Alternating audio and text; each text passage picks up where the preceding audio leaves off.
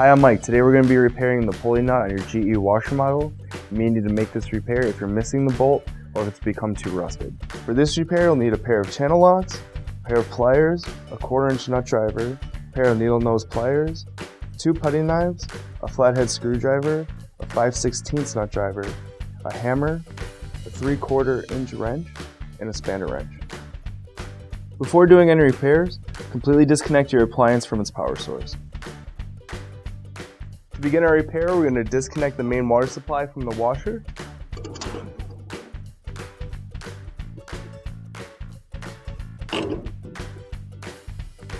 Next, using 1/4-inch nut driver, we're going to unscrew the screws that hold in the front panel assembly and the back panel assembly.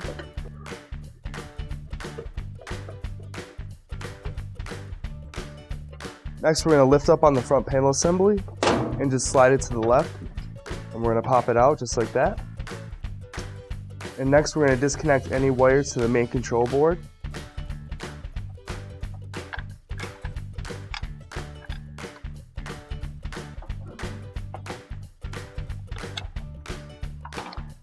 And we're going to remove this front panel assembly out of the way.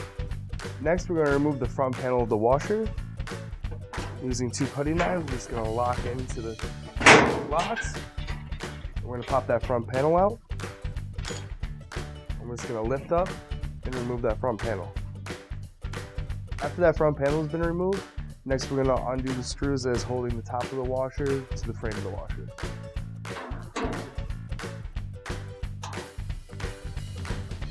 So next we're just going to pull the top of the washer just a little loose. Next we're going to open up the door. Next, using a flathead screwdriver, we're going to push the lid switch through the top of the washer. We're just going to pull it out and slide it through. And after that, we're going to remove the top of the washer from the machine. So next we're going to be removing this metal plate. We're going to do that by first removing any insulation or padding. And next, using a 1/4-inch nut driver, we're just going to remove those screws.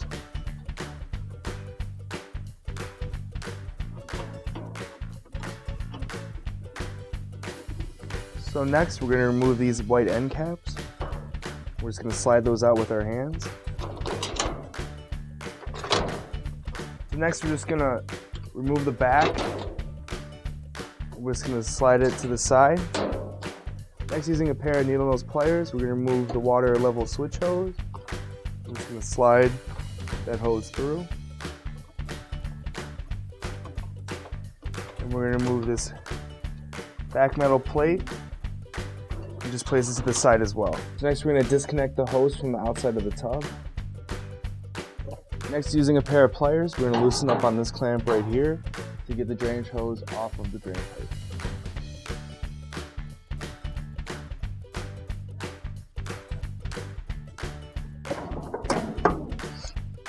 Next, using a 5/16 nut driver, we're going to remove the 4 dampening straps from the tub.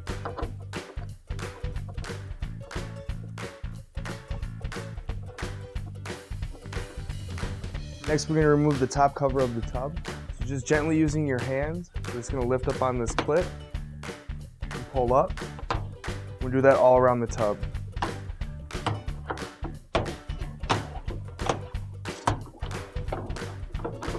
So next, we're just going to lift the top cover of the tub out. So next, we're going to take the agitator out of the washer. We're just going to lift up with our hand. We're going to remove it. Next, using a 7/16 nut driver, we're going to remove the agitator nut. And once that's removed, we're just going to lift up and remove the agitator coupling. The hub nut's going to be located right here. And to remove the hub nut, we're going to need a spanner wrench. So we're going to fit that around the hub nut. You're going to notice that on the nut itself, it's going to say loosen in a direction. So using our hammer, we're going to hit the spanner wrench in order to loosen the hub nut. And once that nut's loose enough, we're going to just use our hands and we're going to pull it out like so. So once that nut hub has been removed, next we're going to remove the inner tub of the washer. Be careful while you're doing this, you might need assistance.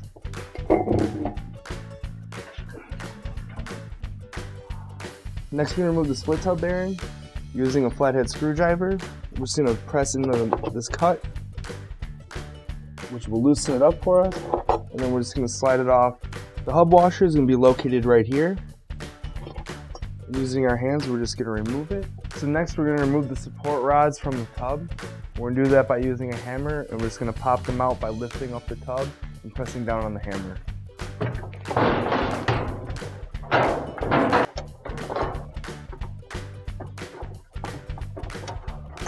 Next we're going to remove the wires from the motor and the frame of the tub. We're going to do that first by unclipping the wires connected to the motor.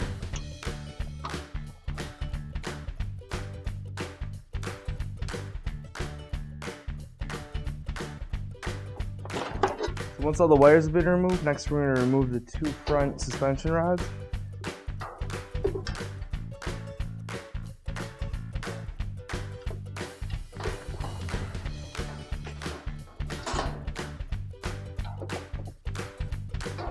So once both those support rods have been removed, next we're just going to push the tub out of the front of the washer on its side.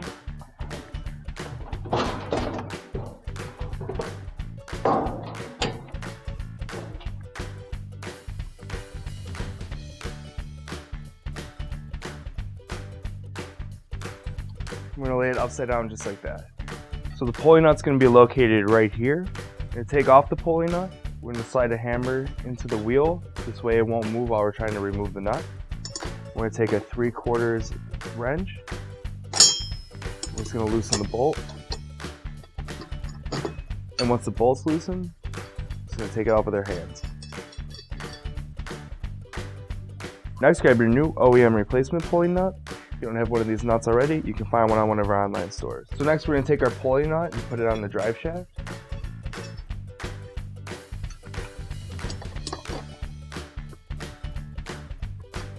Next we're going to place the tub back into the washer cabinet.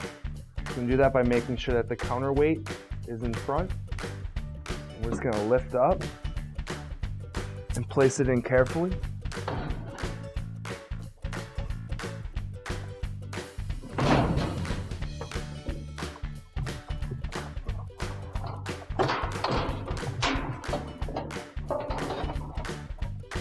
So next we're going to put in our front suspension rods.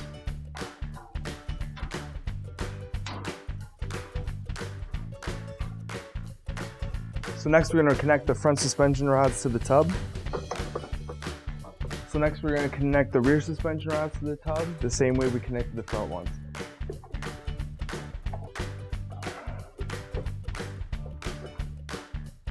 So using our hands, we're just going to place the washer onto the drive shaft so it fits into position. So we're going to take our split bearing, and using our hands we're just going to slide it into position.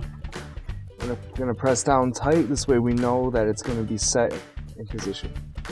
So next we're going to place the inner drum back into the washer.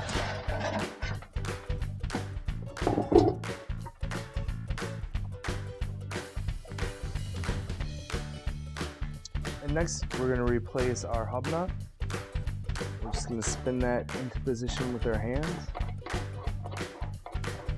And using our spanner wrench, we're going to place that on the tub nut. And using a hammer, we're going to tighten the hub nut tight enough so the tub doesn't move on the drive shaft.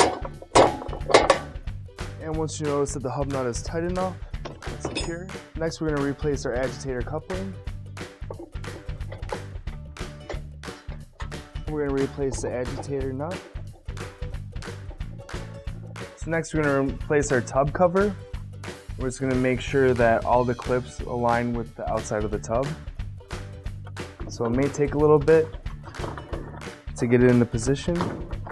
So once your tub's in position, we're just going to snap all the clips that we popped off recently onto the outside of the washer.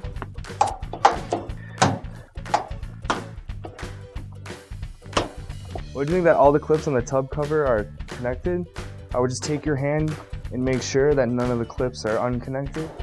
Once you notice that they're all securely fastened, so next we're going to reconnect our hose to the outside of the tub. So next we're going to reattach our dampening straps.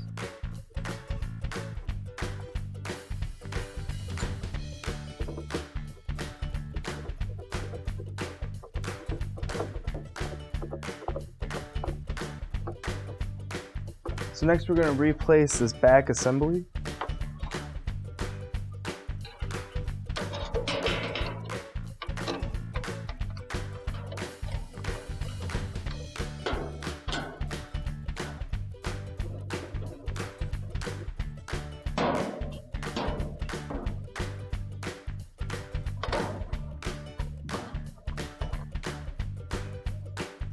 So next we're going to put in our end caps.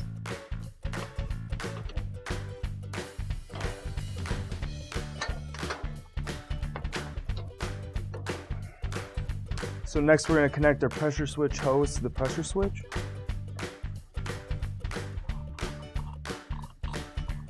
So next we're going to replace our agitator. Next we're going to grab the top of the washer and we're just going to set it into position. So we're just going to lift up and we're going to grab our switch and we're going to slide it through the top just like that, slide it in and lock it into position. So once the door switch is in, next we're going to replace the foam on the inside of the back assembly. Next we're going to adjust the top of the washer so it fits into place. So next we're going to screw the top of the washer back into place.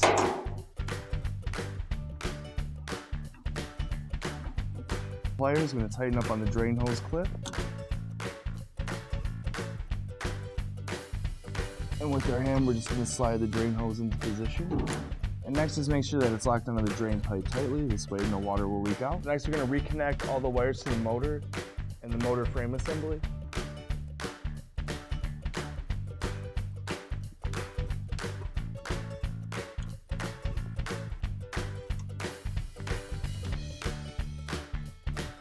So next we're going to set in the front panel and just lock it in. So next we're going to reattach the wires to the main control board on the display assembly. Once all the wires have been reconnected, next we're going to slide the display assembly and lock it in. So next we're just going to replace the screws that we took out previously to lock the back panel and the display panel together.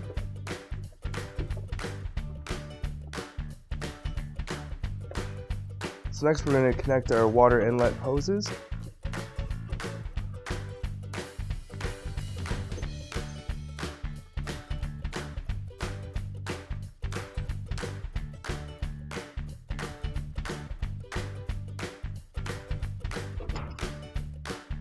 And once both hoses are secure, your repair is complete. Finally, don't forget to plug in your appliance. Thanks for watching our video. Please like, comment, or share. And if you liked our video, please subscribe down below.